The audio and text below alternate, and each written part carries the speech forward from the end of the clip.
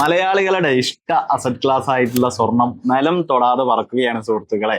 അതെ, ഒരു വർഷം കൊണ്ട് 50%-ലേറെയാണ് ലാഭം. 1,00,000 ഇൻവെസ്റ്റ് ചെയ്തിട്ടുള്ള നിക്ഷേപകന് ലഭിച്ചത് 1,50,000-ലേറെ. പല ഫാക്ടേഴ്സ് ഈ ഗോൾഡിന്റെ വിലയെ സ്വാധീനിച്ചിട്ടുണ്ട്. അതായത് ഡോളർ ബേസ്ഡ് റിസർവിൽ നിന്ന് ഗോൾഡ് റിസർവിലേക്കുള്ള ലോകരാജ്യങ്ങളുടെ കുടിയേറ്റം, അതുപോലെ തന്നെ കേന്ദ്ര ബാങ്കുകളുടെ പലിശ നിരക്ക് വെട്ടിക്കുറയ്ക്കല്, അങ്ങനെ ലോകത്ത് നിലനിൽക്കുന്ന അനിശ്ചിതാവസ്ഥകൾ, അങ്ങനെ പല പല സംഭവങ്ങൾ എന്തൊക്കെ വന്നു കഴിഞ്ഞാലും നമുക്ക് ഗോൾഡിൽ നിക്ഷേപിച്ചിട്ട് റിട്ടേൺസ് ഉണ്ടാക്കാനുള്ള പല മാർഗങ്ങളും നമുക്കറിയാം. ഫിസിക്കലായിട്ട് ഇൻവെസ്റ്റ് ചെയ്യാം. ഫിസിക്കലായിട്ട് ഇൻവെസ്റ്റ് ചെയ്യുമ്പോൾ നമുക്ക് അത് അറിയാം, അതിന്റെ നെഗറ്റീവ് സൈഡുകൾ കാര്യങ്ങളൊക്കെ അറിയാം.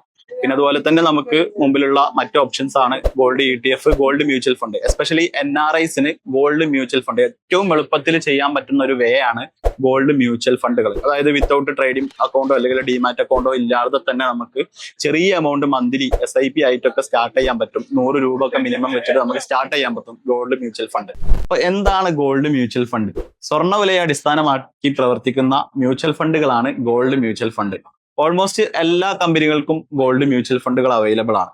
അതത് കമ്പനികളുടെ ഗോൾഡ് ETF-ലേക്കാണ് ഗോൾഡ് മ്യൂച്വൽ ഫണ്ട് വഴി നിക്ഷേപം വരുന്നത്. ഈ മ്യൂച്വൽ ഫണ്ടുകളിൽ നമുക്ക് വൺ ടൈം ആയിട്ടും, സാധാരണ നോർമലി എല്ലാ മ്യൂച്വൽ ഫണ്ടുകളെ പോലെ തന്നെ നമുക്ക് വൺ ടൈം ആയിട്ടും മന്ത്ലി SIP ആയിട്ടും ഈ മ്യൂച്വൽ ഫണ്ടുകൾക്ക് നമുക്ക് സ്റ്റാർട്ട് ചെയ്യാൻ പറ്റുന്നതാണ്.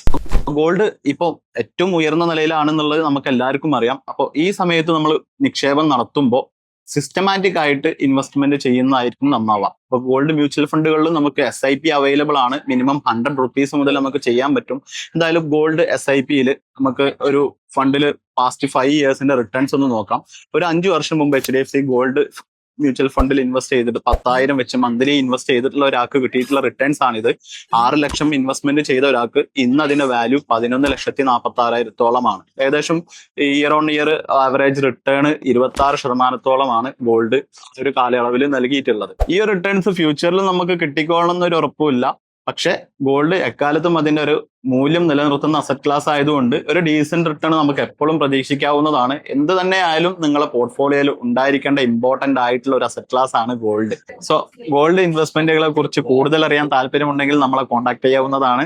Happy investing.